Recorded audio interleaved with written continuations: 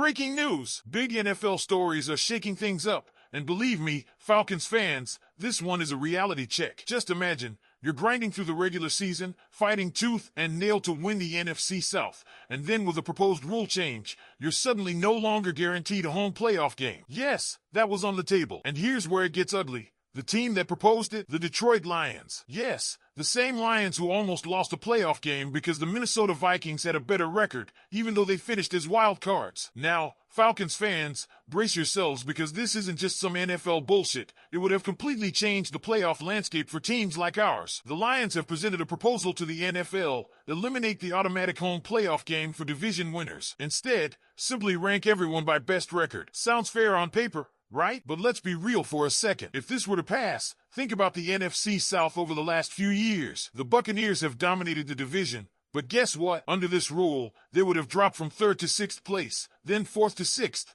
and in 2022, they would have missed the playoffs. Only once would their seeding have improved. Now, let's get that out of the way. And yeah, I know, we aren't here to cry for the Buccaneers. Nobody's losing sleep over Tampa, but this is bigger than them. This is about the Falcons. Look at the reality. Right now, winning the NFC South doesn't require going 14-3. It's a fight of 9-8. 10-7, maybe even 8-9 records sneaking into the postseason. And that's okay because that's the nature of this division right now. It's gritty, it's competitive, but imagine going 10-7, clinching the NFC South, and still having to pack your bags for a road playoff game. You feel that? That sting? That's what the Lions were pushing for. Luckily, that proposal didn't even make it to the table. It was killed before it even reached the floor during the NFL owners' meeting. And let me tell you, that's a win for Atlanta, because whether you want to call it loser talk or pragmatic thinking, the reality is, right now, the current system benefits teams like ours. Teams that are rebuilding, developing, fighting for every inch. Because let's be honest, Atlanta isn't yet the big, bad powerhouse that can bulldoze its way to a 14-win season every year. We're climbing, we're building, and in that climb, every advantage matters. That Week 18 game against the Saints, it should mean something. It should mean everything. A chance not just to make the playoffs, but to host. To make Mercedes-Benz Stadium rock with postseason energy. Strip that away, and you dilute the very heart of division rivalries. And Falcons fans, let's be clear,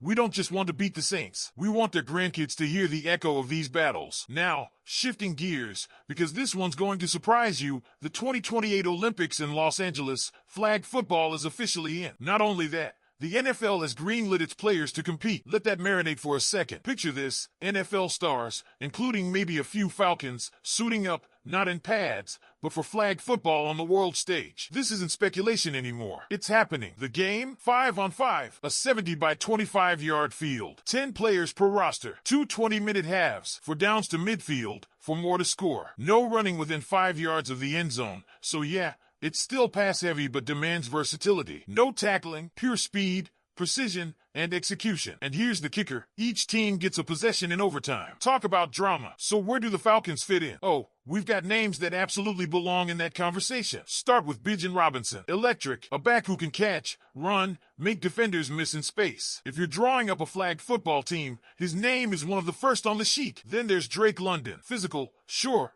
but maybe not ideal for flag where it's all about speed over size. Still, his hands, his ability to win contested catches, you want that. But here's the sneaky pick, James Pierce. His speed off the edge could terrorize opposing quarterbacks in this format. Picture him chasing down some unsuspecting QB from Italy or Germany. Then there's Jesse Bates, a ball hawk, pure instincts, the type of defensive back who could ruin anyone's day on the international stage. The hypothetical Team USA? Oh, it's stacked. Think Lamar Jackson at quarterback, unless by 2028 Jaden Daniels surpasses him in speed. Running backs? Bijan or Jahmyr Gibbs. Take your pick. Wide receivers? A nightmare for defenses. Justin Jefferson, Jamar Chase, Malik Neighbors. Pure burners. Rushers? Micah Parsons and Nolan Smith. Speed demons who will live in the backfield. And the DBs? Travis Hunter, Patrick Surtain, Derek Stingley. Speed, agility, ball skills. So the question hits home. Who from the Falcons deserves that Olympic spotlight? Bijan seems like the safest bet, but don't sleep on Pierce. His acceleration, his ability to close gaps, perfect for flag football where one missed step can be the difference between a stop and a touchdown. And just when you think that's the biggest storyline,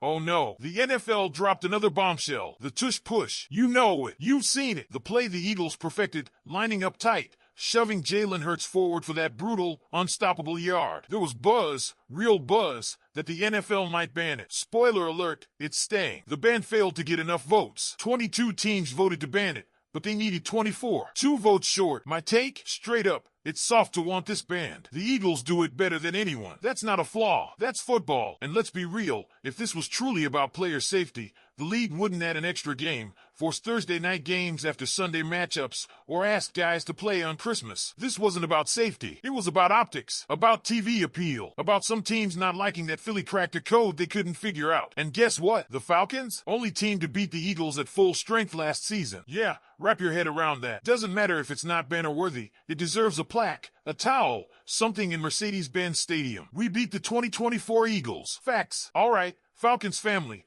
Before we dive deeper into what this all means for the future of onside kicks, because oh yeah, that rule changed too, I want to hear from you. Who from the Falcons would you put on Team USA for the 2028 Olympic flag football team? And speaking of rule changes, this one is flying under the radar but could shake things up in ways most fans aren't even realizing yet. The NFL just approved a new onside kick rule, and this time, it's not limited to the fourth quarter. Yep, teams can now attempt an onside kick at any point in the game, first, second, third, or fourth quarter. Imagine the chaos. Imagine the strategy shifts. No longer do teams have to wait until they're desperate late in the game to try to steal a possession back. They can roll the dice early. And the twist?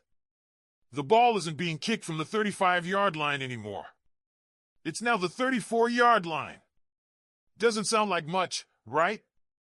Oh, but it is. Here's why it matters. Before, players lined up 1 yard behind the ball.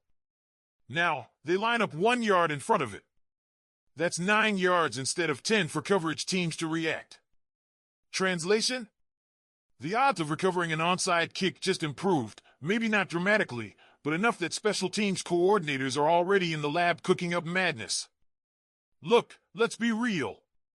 Onside kicks had become pointless. Success rates were falling off a cliff. Fans knew the moment a team lined up for one, the odds were laughable. But now it's interesting again. This brings a whole new layer of chess to the game, and if you think head coach Raheem Morris and special teams coordinator Marcus Williams aren't already thinking about how to weaponize this, you're kidding yourself. And while some folks floated the idea of replacing onside kicks with a 4-THN20 play, the NFL thankfully shot that down. Good. This isn't backyard football. If you're getting cooked for 3 quarters and need a miracle, maybe play better earlier. This isn't about giving endless lifelines, it's about restoring balance to one of the riskiest, most exciting plays in football. Now, Falcons Nation, it's your turn. How do you feel about these new rule changes? Should teams be allowed to attempt an onside kick anytime? And which Falcon do you think could become the hero in one of those surprise moments? Let me know in the comments right now. Don't forget to click the like button and subscribe to the channel. Go Falcons!